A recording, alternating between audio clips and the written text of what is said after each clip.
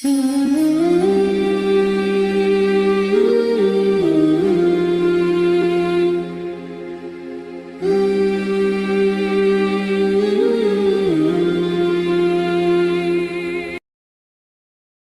Abu Hurairah radhiyallahu an dari Nabi sallallahu alaihi wa ala alihi wasallam, barang siapa yang melepaskan dari seorang mukmin kurbatan, sebuah kesulitan, min kurabid dunya, dari kesulitan-kesulitan dunia, naffasallahu anhu kurbatan min kurabi yaumil qiyamah, maka Allah subhanahu wa ta'ala akan melepaskan bagi dia kesulitan dari kesulitan-kesulitan hari kiamat. Dan barang siapa yang memudahkan ala mu'sir, kepada orang yang sedang terlilit hutang, yassarallahu alaihi fid dunya wal akhirah, maka Allah akan mudahkan bagi dia di dunia dan di akhirat. Dan barang siapa yang menutup aib seorang muslim, maka Allah akan tutup aib dia di dunia dan di akhirat. Dan Allah subhanahu wa ta'ala senantiasa menolong hambanya selama hamba itu menolong saudaranya. Maka barang siapa yang berjalan mencari ilmu agama, maka Allah subhanahu wa ta'ala akan mudahkan jalannya menuju surga. Dan tidaklah sebuah kaum berkumpul di salah satu rumah daripada rumah-rumah Allah, mereka membaca kitab Allah dan mempelajarinya, kecuali akan turun kepada mereka ketenangan, dan akan diliputkan kepada mereka rahmat, dan akan diturunkan kepada mereka para malaikat, dan Allah sebut mereka di sisi makhluk yang ada di atas sana. Maka barang siapa yang lambat amalannya, tidak bisa dikejar dengan nasabnya.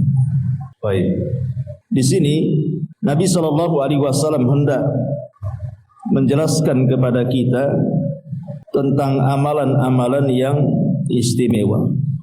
Karena amalan itu ada dua macam. Ada amalan-amalan yang bermanfaat untuk diri sendiri, ada amalan-amalan yang bermanfaat untuk orang lain.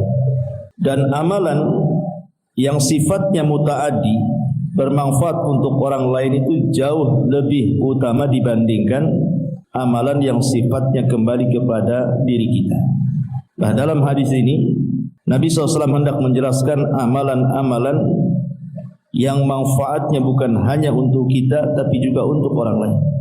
Yang pertama, man naffasa, barang siapa yang nafas. Nafas itu artinya wasiat, meluaskan, memudahkan bahasa kitanya. An mu'minin, dari seorang mukmin, kurbatan. Kurbah itu artinya kesulitan, karena manusia itu tidak lepas daripada kesulitan. Sebab kalau orang lagi sulit itu, dunia yang luas jadi sempit masalahnya. Rumah yang luas terasa tidak punya rumah. Otak yang encer pun jadi beku. Jadi orang-orang yang sedang kesulitan apa saja, sedang ditimpa musibah, dari musibah-musibah dunia, kemudian kita datang kepadanya dan berusaha untuk melapangkannya. Tentu dilihat kesulitannya apa kan itu. Kalau memang dia sedang dirundung sebuah permasalahan, ada orang-orang yang cukup ekonominya, cukup segala-galanya, tetapi hatinya tidak cukup sehingga murung, sedih gitu. Berarti kita datang itu hanya untuk menghibur dia saja, memasukkan kesenangan kepada hatinya supaya tidak murung. Nah, itu juga bagian daripada melepaskan kesulitan dia. Maka orang-orang yang melepaskan kesulitan orang lain di dunia, apa saja kesulitannya, namanya manusia pasti akan mengalami kesulitan. Pasti mengalami kesulitan. Dan manusia itu kan tidak mungkin hidup sendiri, pasti juga harus bermasyarakat, sehingga akan banyak masalah. Tetapi siapa yang meluangkan waktunya untuk menolong orang lain, maka Allah subhanahu wa ta'ala akan lepaskan juga kesulitannya kelak pada hari kiamat. Itu namanya al-jaza min jinsil amal. Terkadang Allah subhanahu wa ta'ala melepaskan kesulitan bagi orang yang melepaskan kesulitan orang lain itu tidak mesti di akhirat. Terkadang di dunia juga kok. Banyak orang-orang yang menolong orang, ketika dia sulit datang pula orang menolong kita. Kama tadinu tudan, kata ulama. Sebagaimana kita berbuat baik kepada orang lain, maka nanti ketika kita sulit adalah orang lain diutus Allah untuk berbuat baik kepada kita. Itu maksudnya. Dan ini kebalikan juga sama, orang yang berbuat jahat kepada orang dikirim juga kejahatan kepada kita. Orang yang suka menggibah orang pasti akan dikirim orang yang menggibah kita. Karena ada perkataan salaf itu yang mengatakan, aku melihat ada sebuah kaum tidak punya aib. Ketika dia membicarakan aib orang lain, maka diutus oleh Allah orang yang membicarakan aib. Tapi ada sebuah kaum itu banyak aibnya, tetapi dia berusaha menutupi aib orang lain, maka aibnya dilupakan manusia. Dari sini juga ada hukum karma istilahnya ya.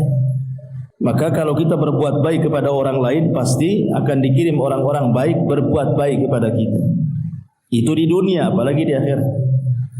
Kemudian di sini yang kedua, wa man yassara an ala mu'sirin yassarallahu alaihi fid dunya wal akhirah. Siapa yang memudahkan mu'sir, orang yang terlilit hutang, dan memudahkan orang mu'sir itu ada 3 macam. Pertama, memberikan tangguhan.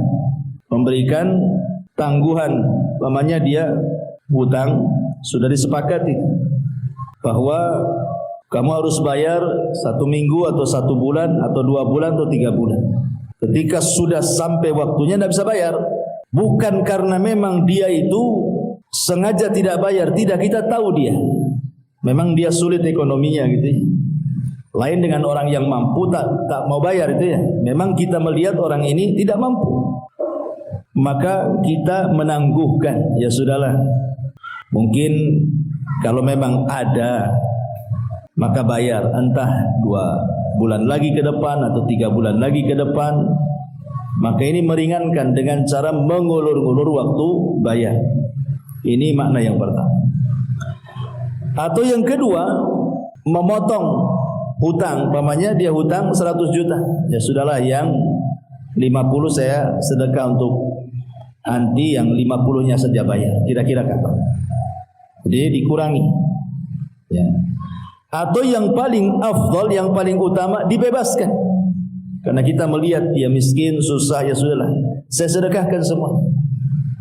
Ini yang paling afdal. Maka orang-orang yang mampu melakukan 3 perkara ini, Nabi SAW katakan, wa man yassara an mu'sirin. Siapa yang memudahkan orang-orang yang terlilit hutang seperti ini dengan 3 cara tadi, memberikan tangguhan atau mengurangi hutang atau membebaskan sekalian gitu ya, maka balasannya yassarallahu alaihi fid dunya wal akhirah. Maka Allah akan mudahkan hidupnya di dunia dan di akhirat. Jadi di dunia sudah Allah mudahkan, di akhirat Allah mudahkan. Ya tentu kalimat kemudahan di dalam hadis ini, kata Imam Ibn Utsaimin rahimahullahu taala, boleh jadi maksudnya taisirul mah, dimudahkan ekonomi, karena dia sudah memudahkan orang-orang yang terlilit hutang. Entah bagaimana caranya, tiba-tiba mudah saja ekonomi. Suaminya kerja enak, tidak ada masalah gitu. Ada saja mungkin proyek di luar, tawaran-tawaran, pokoknya Allah mudahkan. Bisa saja itulah sebagai balasannya dari Allah. Atau taisirul a'mal, atau dimudahkan beramal, dimudahkan untuk beribadah, dihusyukkan ibadahnya. Atau taisirut ta'lim, dimudahkan untuk belajar. Wa ghairi dzalik, wa ghairu dzalik ayyu nau'in min anwa'i taisir, kata Syekh Utsaimin, atau kemudahan-kemudahan yang lain. Bukan hanya kemudahan itu saja, kemudahan yang lain. Ini yang kedua, barang siapa yang memberikan kemudahan bagi seorang mukmin. Kita jelaskan secara global dulu ya, baru kita rinci. Kemudian yang ketiga, wa man satara musliman satarahu Allahu fid dunya wal akhirah. Siapa yang menutup aibnya seorang muslim di dunia, maka Allah Subhanahu wa taala akan tutup aibnya di dunia dan akhirat. Menutup aib itu ada 3 jenis. Pertama, ada orang ini secara zahir ya, maksudnya nampaknya orang baik. Jadi ibu nampak orang yang, ya ibu tahu dia punya aib. Siapa sih manusia yang tidak punya aib? Pasti punya aib. Tapi ada orang itu secara zahir memang orangnya baik, taat gitu ya. Ibadahnya, penampilannya nampak. Maka kalau orang seperti ini, ibu wajib tutup aibnya. Ibu wajib tutup aibnya. Kalau nampak dia orang baik, dari segi penampilannya, dari segi ibadahnya, zahirnya, ya, maka tidak boleh dibuka aibnya. Bahaya. Membuka aib orang baik itu bahaya. Yang kedua, ada orang jahat, sejahat-jahatnya orang, menyakiti orang, membahayakan orang dengan kejahatannya. Mungkin dia preman atau apa gitu ya. Maka kata para ulama, boleh kita bongkar aibnya hanya untuk mencegah kejahatannya saja, hanya untuk tarbiyah supaya dia sadar. Ini yang kedua. Yang ketiga, zahirnya tidak tampak. Saya tidak tahu dia orang baik, orang enggak baik, saya tidak tahu. Karena dikatakan orang baik tak nampak zahirnya, dinampakkan orang jahat pun saya belum pernah melihat kejahatannya. Ragu-ragu antara orang baik, orang jahat. Maka hukum yang ketiga tetap asal adalah hukum menutup aibnya.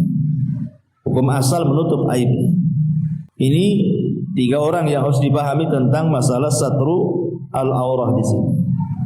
Man satara musliman, barang siapa yang menutup aibnya seorang muslim, artinya menyembunyikan, menutup, tidak menyebarkan, cukup kita yang tahu saja, maka Allah Subhanahu wa taala akan tutup aib kita di dunia dan di akhirat. Ini yang ketiga. Kemudian Allah Subhanahu wa taala, Rasul SAW menyebutkan yang keempat, wallahu fi aunil abdi ma kana al abdu fi auni akhihi. Dan Allah akan senantiasa menolong hambanya selama hambanya mau menolong saudaranya. Mau menolong saudaranya. Menolong apa saja, ya. Apa yang bisa kita tolong, nah kita tolong saudara kita. Umpamanya ada tetangga butuh kita, dia sedang sakit, kita punya kendaraan, daripada dia sewa, udahlah kita antar saja. Dan macam-macamnya. Kemudian kata Nabi SAW, wa man salaka tariqan yaltamisu fihi ilma, sahhalallahu lahu bihi tariqan ilal jannah. Maka barang siapa yang berjalan dalam rangka mencari ilmu agama, maka Allah mudahkan baginya jalan menuju surga. Dan inilah jalan yang paling mudah. Jalan yang paling mudah, jalan pintas menuju surga itu adalah dengan ilmu. Jangankan urusan agama Bu ya, urusan dunia saja mencari alamat kalau tidak ada pengetahuannya kan susah tuh, lama tuh nyari. Tapi kalau tahu alamatnya, tahu jalan tikusnya, sebentar saja sampai. Urusan agama juga sama. Kalau kita tahu jalannya nih, dengan banyak beramal, amal-amal tertentu memudahkan orang masuk surga, maka orang berilmu itu akan lebih mudah masuk ke dalam surga dibandingkan orang jahil. Karena orang jahil kan tidak tahu jalannya, macam mana caranya. Kemudian kata Nabi, wa majtama'a qaumun fi baiti min buyutillah yatsluna kitaballahi wa yatadarasunahu bainahum.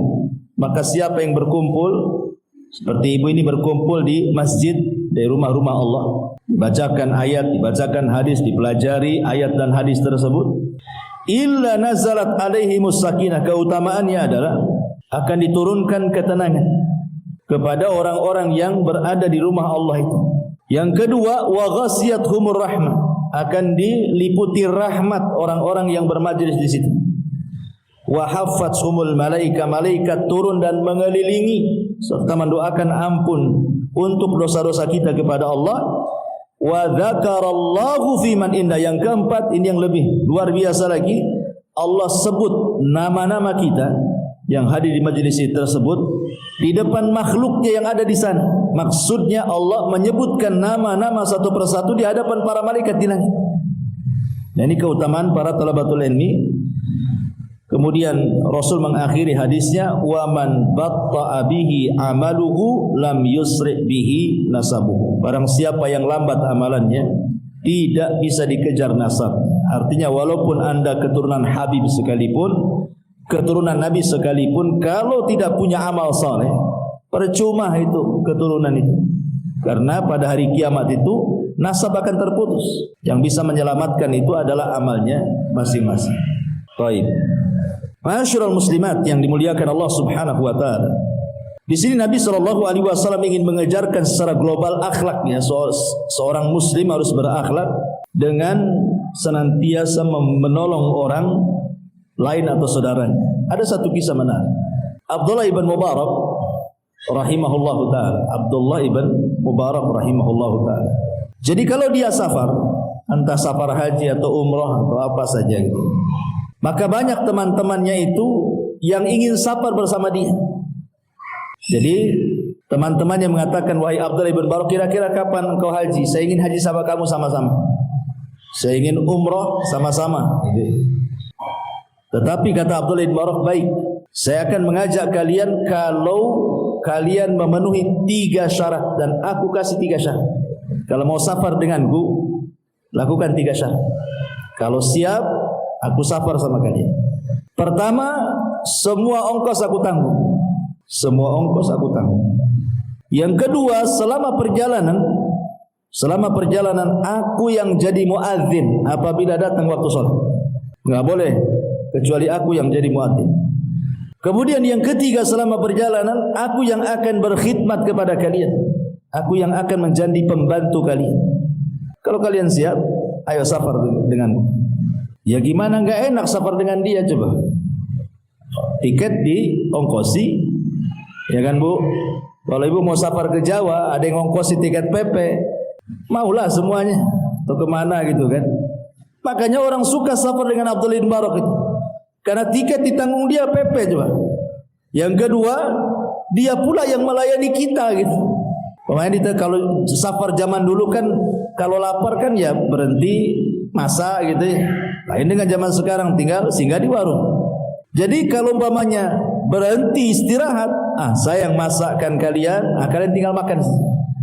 Kemudian yang ketiga, tapi syaratnya juga kalau waktu sholat datang, aku yang akan menjadi muazzin. Bagaimana Abdullah ibn Mubarak rahimahullahu ta'ala memberikan contoh kepada kita bahwa orang itu dikatakan baik bukan hanya sekedar di lingkungannya saja kan. Orang itu dikatakan baik kalau dia baik di 3 tempat. Ya, pertama sebagai tetangga, nampak kebaikan bertetangga di samping kita. Yang kedua, partner bisnis. Kalau dia berserikat dalam bisnis, dia tidak ada masalah, baik orangnya. Ya, maka dia orang baik. Dan yang paling berat yang ketiga ketika safar, ibu menilai orang baik atau tidak tetangga ini, ajak safar. Makanya safar dikatakan safar. Kenapa bahasa safar dikatakan safar? Karena yusfiru tabi'atar rajul. Safar itu menampakkan tabiat asli. Kalau lagi bertetangga ya baik-baik saja, bisa saja dia tajamul kan, pura-pura senyum, pura-pura nyapa, pura-pura mengucap salam kan, bisa saja ya. Tapi ketika safar tidak bisa berpura-pura orang. Orang itu ketika safar tidak bisa berpura-pura. Kalau masih bertetangga bisa berpura-pura dia. Tapi kalau safar susah berpura-pura itu. Apalagi safar tempo dulu itu beda dengan safar sekarang kan. Safar tempo dulu itu kan ya pakai kuda, pakai unta, berjalan di padang pasir, jauh lagi tempatnya kan. Akan banyak kelelahan, keletihan. Sehingga akan menampakkan tabiat orang. Apakah orang ini bakhil atau tidak, gitu ya. Orang ini punya perhatian atau tidak, suka bantu atau tidak, apakah egois atau apa, nampak itu nanti. Orang lagi safar. Makanya Abdullah ibn Mubarak mengajarkan kepada kita bagaimana menjadi orang baik, menolong orang. Saya di antara syaratnya adalah aku yang akan berkhidmat kepada kalian. Dia berusaha untuk menolong orang. Makanya di zaman Nabi SAW, ketika Nabi berperang dan itu terjadi di musim panas, lah ketika itu terjadi di bulan Ramadan, akhirnya ada sebagian para sahabat puasa, ada sebagian para sahabat tidak puasa, tidak tahan. Lah yang berpuasa yang paling banyak naungan dari matahari itu adalah yang membawa pakaian lebih. Jadi bisalah untuk pakaiannya menaungi dari panas matahari ketika perjalanan perang itu. Dan yang tidak, maka dia hanya bisa menaungi kepalanya dengan tangannya saja seperti ini. Akhirnya karena jarak tempuh juga jauh, banyak orang-orang yang tidak sanggup, khususnya orang-orang yang berpuasa, ada sebagian mereka yang kemudian lelah, letih dan ada yang pingsan karena menahan lapar. Sehingga orang-orang yang tidak berpuasa inilah yang kemudian menyiapkan segalanya. Kalau istirahat, dia menyiapkan tempat istirahatnya, menyediakan segalanya dan begitu seterusnya. Ketika Nabi SAW melihat orang-orang yang tidak berpuasa itu, mereka sungguh-sungguh menolong orang-orang yang berpuasa. Kata Nabi SAW, "Zahabal muftiruna bil ujur." Sungguh orang-orang yang membatalkan puasa itu telah mengambil pahala orang-orang yang berpuasa, diambil oleh mereka. Karena mereka yang membantu. Sementara yang puasa ya lemas saja kan, tidak bisa apa-apa. Tapi Rasul mengatakan, "Zahaba al-muftiruna bil ujur." Orang-orang yang tidak puasa telah mengambil pahala-pahala orang yang berpuasa. Karena dalam hukum fikih juga bahwa orang yang safar itu ada rukhsah untuk berbuka kan. Kalau dia tidak sanggup, lebih baik berbuka. Bahkan Rasul dengan tegas mengatakan, "Laisa minal birri asyamu fi safar." Tidak ada kebaikan orang yang safar berpuasa. Maksudnya orang-orang yang tidak tahan, tidak sanggup berpuasa, nekat pula dia berpuasa gitu. Tidak ada kebaikan dia memaksa puasa ketika safar. Kecuali kalau safarnya tidak jauh, apalagi zaman sekarang dimudahkan dengan pesawat gitu ya. Ya sama saja sebenarnya sih. Saya berjalan naik motor ke sini ke Tiban sama juga naik pesawat ke Jakarta kan, naik pesawat saja. Malah hausan naik motor dari sini ke Tiban atau ke Batam Center daripada naik pesawat gitu ya. Ya kalau yang demikian, yang seperti ini lebih puasa kan supaya abro lidima, supaya jangan punya utang. Sebab berat kalau orang punya utang itu bayarnya. Bayar puasa saja susah, apalagi bayar uang, makin berat lah kan itu. Ya. Jadi di sini juga Nabi SAW memberikan semangat kepada para sahabat yang berbuka menolong orang-orang yang berpuasa. Sampai Rasul mengatakan orang-orang yang berbuka itu telah mengambil pahala orang berpuasa. Jadi menolong orang lain itu besar pahalanya. Baik, ma'asyiral muslimat yang dimuliakan Allah Azza wa Jalla. Dalam hadis ini juga banyak yang kita akan petik. Salah satunya adalah Nabi SAW memberikan kepada kita pahala bagi orang-orang yang melepaskan hutang seorang muslim. Ada 3 pahala yang akan diberikan oleh Allah Subhanahu wa taala bagi orang-orang yang tidak mempersulit orang yang telit hutang. Yang pertama, dia akan mendapatkan naungan di hari yang tidak ada naungan kecuali naungan Allah Azza wa Jalla. Dan itu berdasarkan hadis riwayat Muslim. Nabi mengatakan, "Man anzara mu'siran," barang siapa yang memberikan tempo bagi orang-orang yang telit hutang, ataupun wada'a anhu, ataupun bukan hanya memberikan tempo, melepaskan. Tadi saya katakan melepaskan mungkin separuhnya atau secara keseluruhan. Maka Rasul mengatakan, "Adhallahu Allahu fi dhillihi." Maka orang ini akan mendapatkan naungan di bawah naungan Allah Subhanahu wa taala pada hari kiamat. Ini yang pertama. Yang kedua, dia akan dilepaskan dari kesulitan-kesulitan hari kiamat. Kesulitan hari kiamat itu banyak. Bukan hanya matahari di atas kepala saja kan, berdiri, keringatan gitu. Bukan hanya panas gitu, keringatan, berdesak-desakan dan macam-macam. Was-was ya. Maka orang-orang yang seperti ini berdasarkan hadis juga yang kita baca tadi, maka Allah Subhanahu wa taala an yunjiyahu Allahu min kurabi yaumal qiyamah. Maka dia akan diselamatkan dari kesulitan-kesulitan pada hari kiamat. Kemudian yang ketiga, Allah Subhanahu wa taala terkadang akan melepaskan dosa-dosanya sebagaimana dia melepaskan hutang orang. Jadi pada hari kiamat ada orang yang dipanggil oleh Allah Subhanahu wa taala. Orang ini dipanggil oleh Allah. Kemudian ditanya, "Halaka hasan?" Atau "A'amilta minal khairi syai'an?" Apakah kamu punya amalan kebaikan walaupun kecil, walaupun sedikit? Orang ini mengatakan, "Aku tidak ingat." Aku tidak ingat, maksudnya karena dia tidak banyak beramal. Tidak bisa menyebutkan. Kalau dia banyak amalannya kan tinggal disebutkan saja. Tapi karena dia tidak banyak amalannya, dia mengatakan aku tidak ingat. Kecuali katanya, aku pernah menghutangi seseorang, kemudian dia tidak sanggup bayar, maka aku ikhlaskan semuanya. Ya, aku lepaskan semuanya hanya itu yang aku ingat ya Allah. Maka Allah Subhanahu wa taala mengatakan, sebagaimana engkau telah melepaskan orang-orang yang terlilit hutang dari dirimu, maka Allah lebih berhak melepaskan dirimu dari api neraka. Masuk ke dalam surga. Ya. Bagaimana orang-orang yang seperti ini ya? Kalau ikhlas maksudnya kan, karena urusan harta ini kan memang sulit kan, apalagi tabiat manusia itu wa yuhibbunal mala hubban jam. Jangankan bicara jutaan, ratusan ribu saja kadang-kadang dikejar-kejar tuh orang yang punya utang. Kapan bayar? Kapan bayar gitu.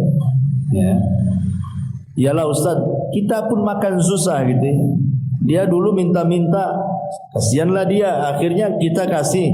Sekarang saya yang minta, dia tak kasihan pula sama saya. Ya sebenarnya hak kita menuntut hutang ada masalah kan itu. Hak kita tidak apa-apa. Tapi kalau seandainya kita ingin mendapatkan pahala, mendapatkan naungan, ya seperti ini caranya kan itu. Karena paling cepat mendapatkan pahala dengan cara memberikan tangguhan atau memangkasnya atau mengikhlaskan semuanya. Baik, ini juga diantara faedah dari hadis ini juga. Kemudian juga faedah dari hadis ini juga adalah ketika Nabi SAW bicara tentang berusaha untuk menolong saudaranya, atau dalam bahasa lain disebut qadha hawaijin nas, melepaskan kesulitan-kesulitan manusia.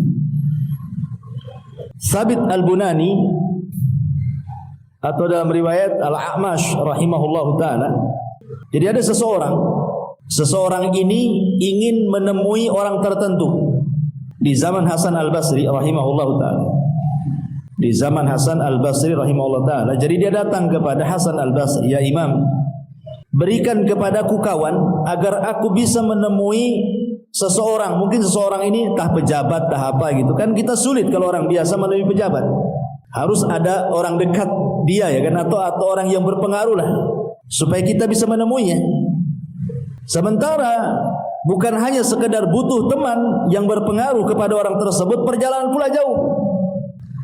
Jadi dia meminta tolong kepada Hasan Al-Basri, berikan teman untukku. Aku ingin ketemu dengan seseorang, tapi tidak mungkin aku ketemu dengan dia kecuali engkau yang kasih rekomendasi. Akhirnya kemudian Hasan Al-Basri mengatakan, kalau begitu datanglah kepada A'mash. Lah A'mash ini seorang ulama besar, sementara ketika itu dia sedang i'tikaf. Kata Hasan Al-Basri, kasih tahu aku yang nyuruh, minta dia mengawani engkau datang kepada orang tersebut, karena A'mash ini juga disegani oleh orang itu.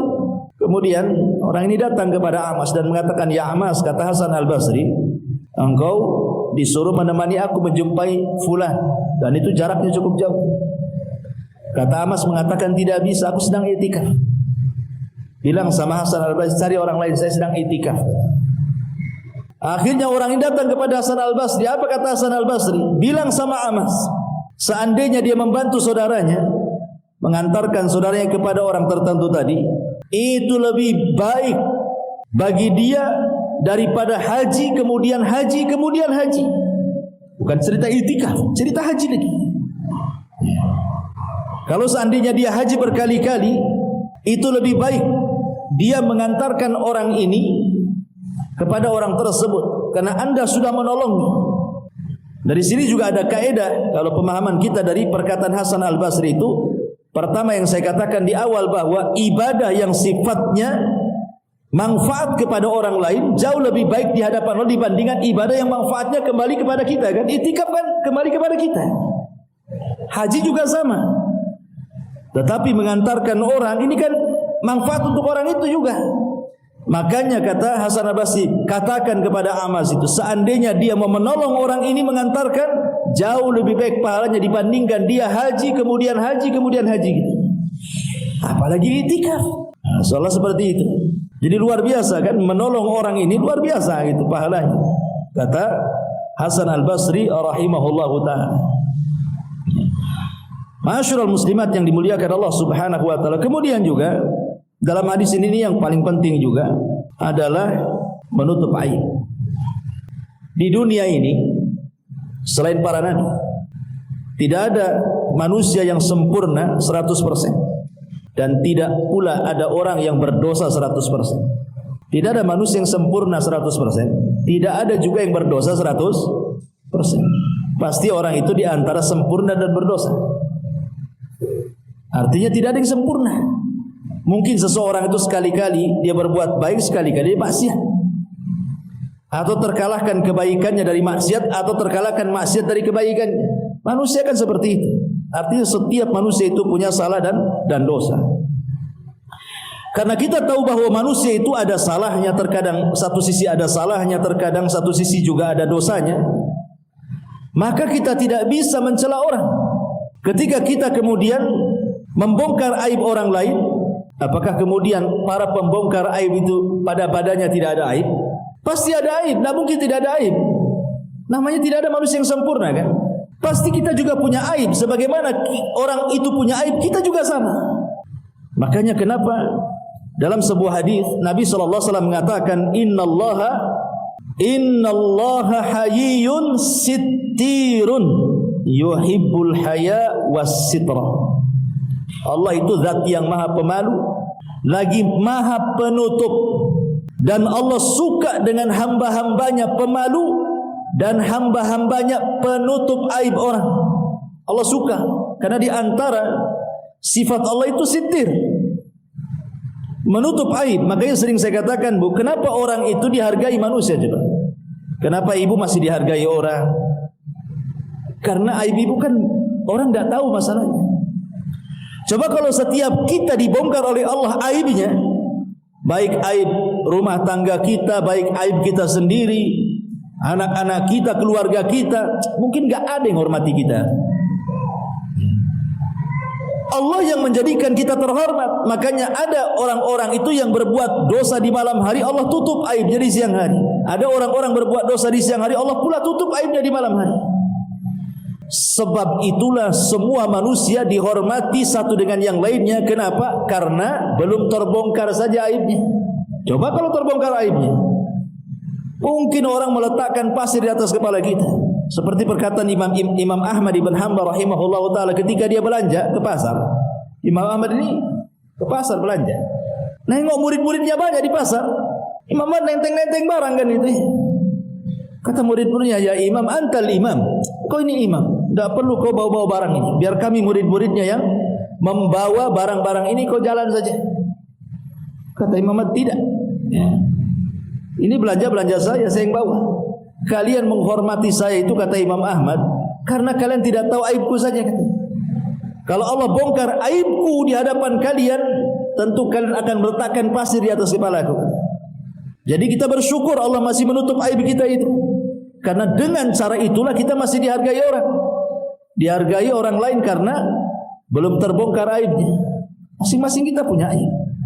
Di zaman Nabi SAW ada seorang budak namanya Ma'iz. Seorang budak namanya Ma'iz. Ma'iz ini punya tuan namanya Hazal. Jadi Ma'iz ini budak, kemudian dijadikan anak angkat oleh Hazal. Tiba-tiba Ma'iz ini berzina dengan sesama budak. Ketahuan sama Hazal, tuannya ini. Ya. Akhirnya kemudian dilaporkan sama majikannya. Padahal Ma'iz ini sudah tobat, ketahuan tuannya sekaligus bapak angkatnya, dia bertobat, tidak akan mengulangi lagi, berjanji. Maka Hazal memaksa dia untuk dilakukan had, dilakukan hukuman rajam karena Ma'iz sudah menikah. Dia berzina, hukum rajam dalam Islam kan itu. Jadi Hazal ini akhirnya datang kepada Nabi SAW, kemudian menceritakan tingkah laku Ma'iz ini yang berzina dengan orang lain sementara dia sudah menikah. Berarti Hazal minta untuk ditegakkan hukum Islam, rajam. Kemudian datanglah Hazal melaporkan seperti itu. Akhirnya orang-orang tahu, yang tadinya tidak tahu orang jadi tahu. Maka karena urusannya sudah sampai kepada Rasulullah, akhirnya kemudian Ma'iz pun datang dan mengatakan, ya Rasulullah, zanaitu fatahhirni. Rasul, aku sudah berzina, bersihkan aku. Rasul, aku sudah berzina, bersihkan aku. Karena akhirnya kemudian Ma'iz meminta juga supaya ditegakkan rajam karena laporan bapaknya. Akhirnya dia ngaku lah kan gitu. Terpaksalah akhirnya ditegakkan hukum. dirajamlah Ma'iz. Sampai ketika dirajam itu ada sahabat yang mencela Ma'iz. Maka Rasul mengatakan jangan kau cela Ma'iz. Kemudian setelah perajaman itu Rasul memanggil siapa? Hazal, bapak angkatnya. Dan Nabi SAW mengatakan, ya Hazal, lau satartahu biridaika kana khairan. Hazal, kenapa kau datang kepadaku menceritakan tentang perzinahan Ma'iz? Kalau engkau tutup aibnya, kau jangan cerita. Kamu panggil saja Ma'iz, nasihati dia supaya tobat. Tidak perlu harus datang kepadaku sehingga harus tegakkan hukum had, gitu maksudnya. Biar dia bisa bertobat. Jadi Rasul menyayangkan kepada Ma'iz kan? Kenapa? Kalimat itu menunjukkan apa? Rasul meminta kalau orang lain melakukan perbuatan dosa, kalau bisa kita tutup aibnya. Ya. Makanya Rasul mengatakan, ya Hazal, lau satartahu biridaika kana khairan. Hazal, kalau kau tutup dengan kainmu itu, maksudnya jangan kau ceritakan. Cukup engkau dengan Ma'iz yang tahu, kau nasihati dia supaya tobat, selesai. Enggak harus dia dirajam gitu maksudnya. Itu lebih baik kata Rasul. Dibayangkan? Ya, lihat. Dari sini menunjukkan bahwa sekalipun ibu melihat dengan mata kepala ibu ini, mamanya tetangga melakukan maksiat, tahulah dengan matanya. Itu saja kita harus menutupi aib. Seandainya kita melihat, apalagi tidak melihat. Kemudian dengar si fulan melakukan begini begitu, tiba-tiba ibu bercerita, ibu namanya tajasus namanya. Tidak boleh, haram. Melihat saja kita harus tutup aibnya, apalagi mencari-cari aib orang. Ngintip-ngintip di jendela, ngapain orang itu? Jangan-jangan itu ngapain ngintip-ngintip kesalahan orang? Ya, itu tajasus, itu naik lagi dosanya. Ya. Jadi dari sini juga Nabi mengajarkan kepada kita untuk berusaha menutup aib orang lain. Makanya Abu Bakar Siddiq radhiyallahu anhu dia mengomentari tentang kisah ini, laulam ajid lis-sariki waz-zani wasyaribil khamri illa thawbi la ahbabtu an asturahu alaihi. Kata Abu Bakar Siddiq radhiyallahu anhu, kalaulah aku tidak mendapatkan bagi pencuri, bagi pezina, bagi peminum khamar kecuali pakaianku ini yang bisa menutup aibnya, akan kulakukan. Sampai seperti itu Abu Bakar Siddiq radhiyallahu anhu. Makanya Isa bin Maryam ketika ada orang melihat mencuri, jelas-jelas loh di mata dia ada orang pencuri, nampaklah dia mengambil barang itu, dikejar sama Isa. Kemudian kata Isa, tadi kamu mencuri? Maka orang pencuri mengatakan, wallahi aku tidak mencuri. Kata Isa bin Maryam, oh sodaqta wa kadzaba aini, kau benar, mataku yang salah. Supaya menutup aibnya gitu ya. Jadi coba kalau ibu kata, oh iya ya, saya enggak melihat, mungkin saya yang kelilip mata. Supaya kita tidak bercerita lah sama orang. Ini juga salah satu pentingnya seseorang itu menutup aib saudara. Itu diantara faedah daripada hadis ini. Kemudian juga faedah tentang pentingnya ilmu. Di ujung hadis Rasul mengatakan, tidaklah seseorang itu berjalan menuju tempat belajar, mempelajari agama, kecuali Allah mudahkan jalan menuju masuk surga. Alhamdulillah Bu, Allah mudahkan ilmu kepada kita kan. Ibu tidak harus jalan seperti para ulama dulu. Berjalan itu bisa berbulan-bulan, bertahun-tahun hanya untuk belajar. Bahkan dikisahkan itu ada seorang suami meninggalkan istrinya sedang hamil, hanya ingin belajar. Kemudian belajar lama tidak pulang-pulang, sampai anaknya lahir, sampai anaknya remaja, sampai anaknya dewasa. Berapa puluh tahun dia belajar. Kemudian setelah mendapatkan ilmu yang cukup, dia ingin berdakwah ke kampungnya, pulang dia. Ketika hendak menemui istrinya, ya anaknya kan tidak kenal siapa dia, padahal itu bapaknya. Dia ambilnya pedang, mau dibunuh untuk bapaknya. Dikiranya dia hendak melakukan sesuatu kepada ibunya, karena anaknya udah besar. Zaman dulu kan sulit, kalau zaman sekarang ya bisalah video call kan, nampaklah wajah bapaknya kan. Zaman dulu mana tahu, apalagi jangan lagi cerita call-callan kan, ngirim surat saja tidak jelas kemana alamatnya, kadang sampai kadang tidak.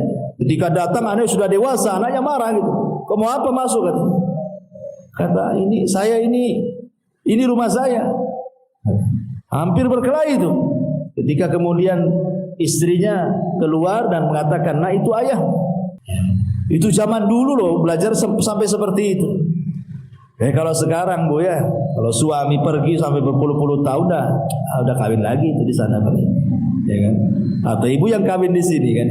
Tahu-tahu suaminya datang, udah cerai, udah suami baru, kan ada ceritanya. Ustaz, saya dulu punya suami merantau Kalimantan. Lama 20 tahun dia tak balik-balik. Saya kira dia ada mati dia. Lewat 10 tahun lebih, akhirnya saya gugat cerai ke pengadilan. Karena saya sudah tidak bisa lagi hubungi dia. Mau pakai apa lagi? Mau nyurati kemana alamatnya? Ya sudah dianggap mati. Sudah nikah, datang pula suaminya. Ya. Jadi, tapi kan ini ijtihadnya orang dulu. Ya tentu kalau zaman sekarang melakukan yang seperti ini kan mustahil juga. Tapi kan menurut kita katakan himmahnya orang dulu. Himmahnya orang dulu itu kalau belajar itu safarnya jauh-jauh. Bahkan bukan hanya ibarat kita lah, umpamanya saya belajar ke Yaman, itu duduk, dapatlah istifadah dari masa itu berbagai bidang ilmu. Zaman dulu itu kadang-kadang ilmunya itu bukan sebanyak yang kita bayangkan. Kadang-kadang hanya memastikan sebuah hadis saja itu mereka harus berjalan. Seperti yang dilakukan siapa? Abi Ayyub Al-Ansari. Abi Ayyub Al-Ansari. Abi Ayyub Al-Ansari ini mendengar sebuah hadis. Mendengar sebuah hadis. Hadis yang kita baca, man satara musliman satarahullahu yaumal qiyamah. Siapa yang menutupi aib seorang muslim di dunia, maka Allah akan tutup aibnya di akhirat. Masalahnya Abi Ayyub Al-Ansari ini dia tidak mendengar langsung dari Nabi, tapi dia mendengar dari orang yang mendengar dari Nabi. Lah orang yang mendengar dari Nabi itu tinggalnya di Mesir, dia di Madinah. Namanya Uqbah ibn Amir.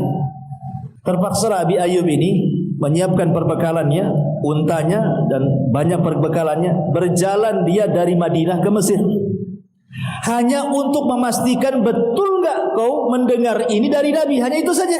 Setelah ke Mesir berjumpa dengan Uqbah ibn Amir, wahai Uqbah, betul kau mendengar hadis man satara musliman satarallahu yaumal qiyamah dari Nabi? Kata Uqbah, ya aku mendengarnya. Dah pulang lagi. Perjalanan dari Madinah ke Mesir ini bukan tidak berongkos kan itu di zaman itu, harus beli untanya, perbekalannya. Kan jauh itu perjalanan, bisa berbulan-bulan sampai di Mesir kan. Habis berapa duit itu? Tetapi demi memastikan itu saja, para sahabat itu menunjukkan apa? Mulianya sebuah ilmu. Dan ini juga sama dengan yang dilakukan Jabir bin Abdullah radhiyallahu an ketika dia mendengar hadis Nabi sallallahu alaihi wasallam, yuhsyarun nas yaumal qiyamah khufatan uratan ghurlan. Nanti pada hari kiamat manusia dikumpulkan telanjang, tidak pakai sandal, kembali tidak dikhitan. Jabir ini tidak mendengar langsung dari Nabi, tapi dari orang yang mendengar langsung dari Nabi. Orangnya ada di Syam, namanya Abdullah ibn Unais radhiyallahu anhu. Ketika dia mendengar Abdullah ibn Unais masih hidup di Syam, dia persiapkan unta terbaiknya, perbekalannya, berjalanlah dia dari Madinah ke Syam, hanya ingin berjumpa dengan Abdullah ibn Unais. Sudah berjumpa dengan Abdullah ibn Unais, hanya mengatakan, wahai Abdullah ibn Unais, betul kau mendengar dari Nabi bahwa nanti pada hari kiamat manusia akan dikumpulkan telanjang, tidak dikhitan, kemudian tidak beralaskan sandal? Kata Abdullah ibn Unais, iya katanya. Ya sudah, balik lagi. Hanya itu saja coba orang dulu kan. Tapi lihat, himmahnya menurut ilmu itu luar biasa.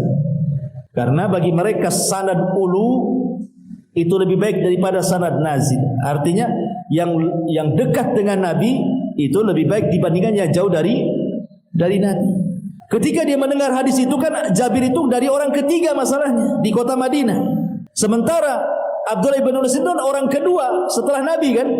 Jadi semakin dekat dengan Nabi itu disebut sanad ulu, itu lebih afdal bagi orang-orang dulu dibandingkan jauh dari Nabi.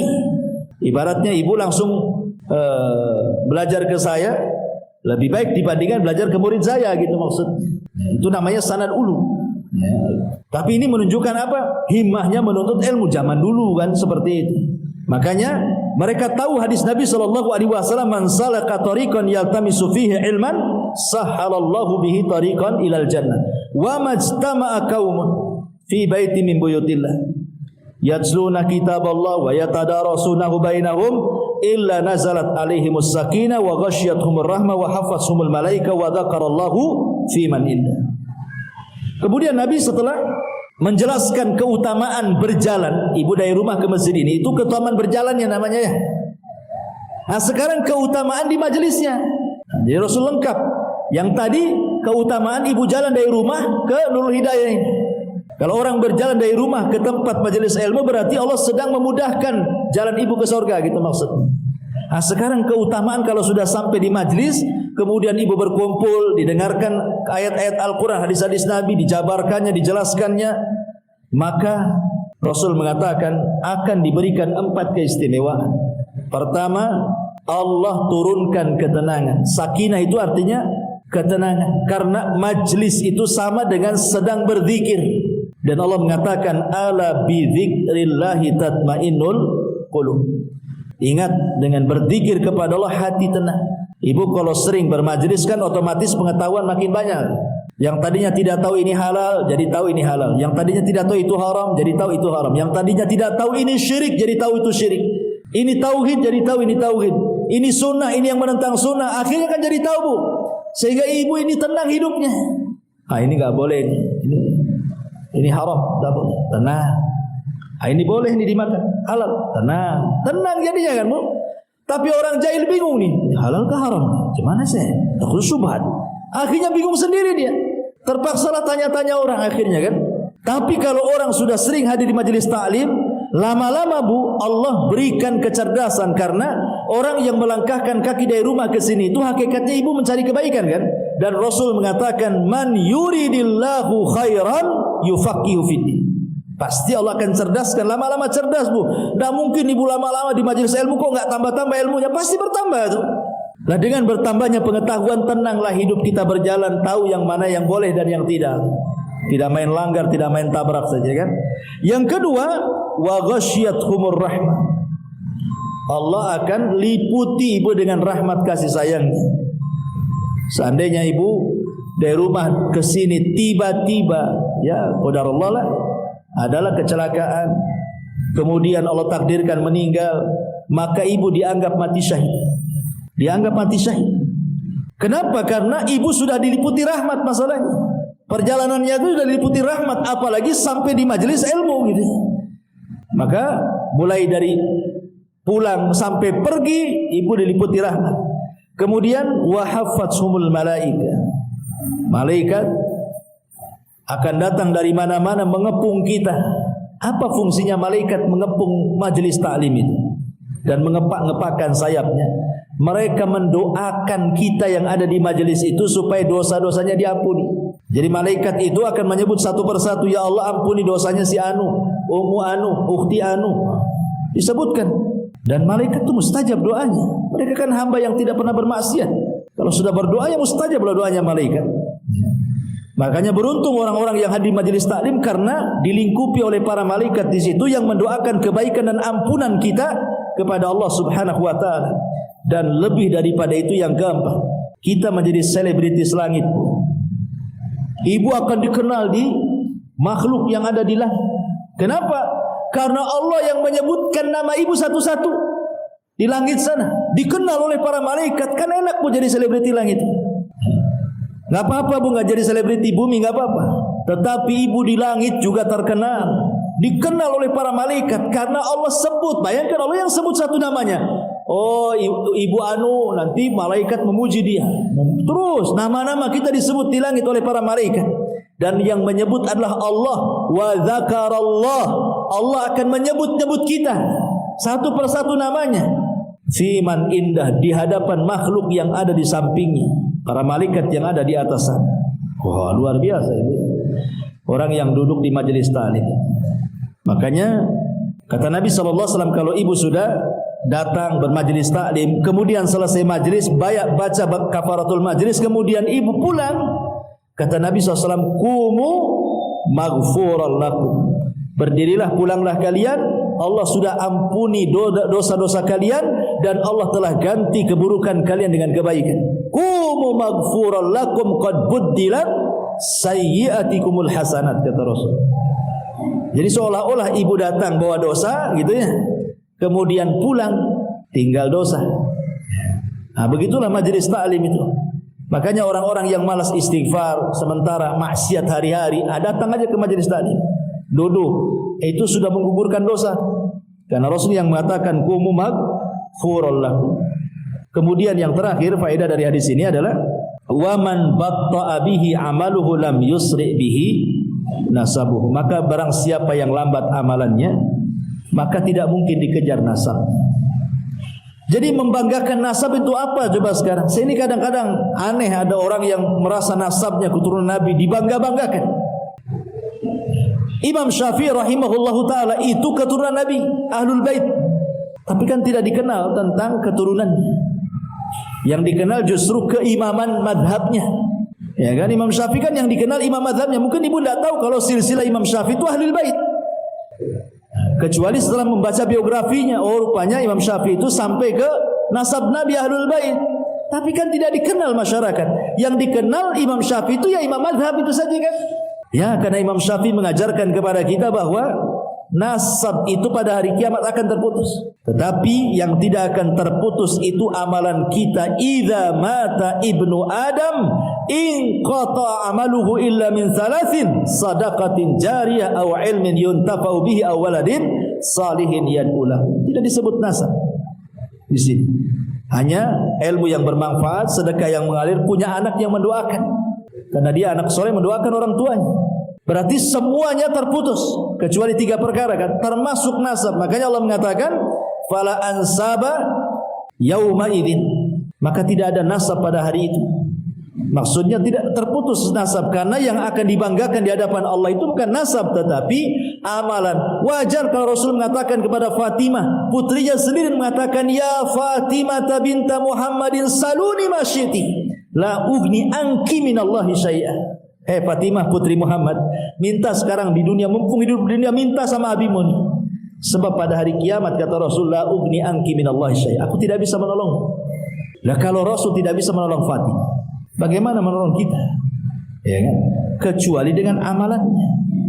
Nanti dengan amalan itulah orang ini dapat syafaat. Makanya Nabi SAW tidak bisa memberikan syafaat kepada pamannya Abu Talib.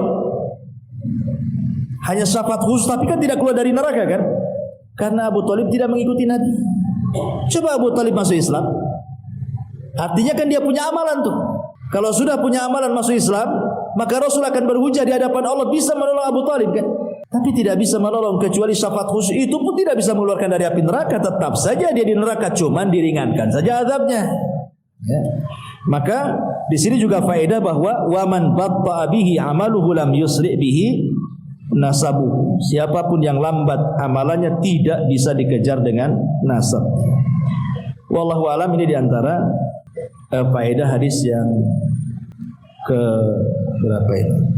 Sadis wa thalathin.